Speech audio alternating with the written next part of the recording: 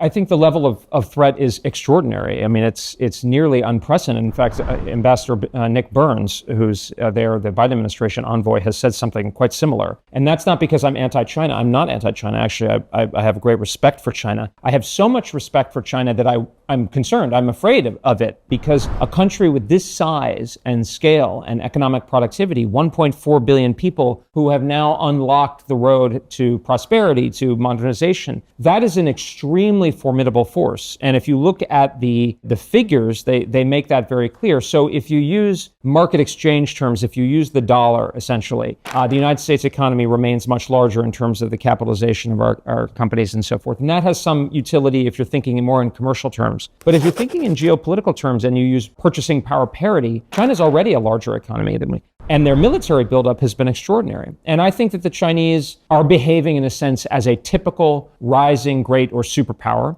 In those circumstances, and this is of direct concern to Koreans, the Chinese, I believe, want to create a secure economic sphere, essentially an analog to what the Japanese were pursuing in 1941, which was a greater East Asia co-prosperity sphere. So their goals are to have a sphere of influence, which dominates Asia, which is now the world's most important area. So the Europeans get very angry at me whenever I say this, but 100 years ago, Europe was the center of the world because that's where the colonial empires were controlled from and the most productive part of the world. Today, it's Asia. That's just a fact. So I think that's something that we need to reckon with, and I think the chances for a conflict are very real. I think China is, in a sense, doing almost everything consistent with preparing for war with the United States. And that's where it becomes very serious for Korea, because there's a direct threat to Korea from China, which I believe will grow over time. But the problem is that we, in our vital alliance, we need to be prepared that there will be simultaneous attacks, because it's in the interests of China to invite North Korea to take advantage of the situation.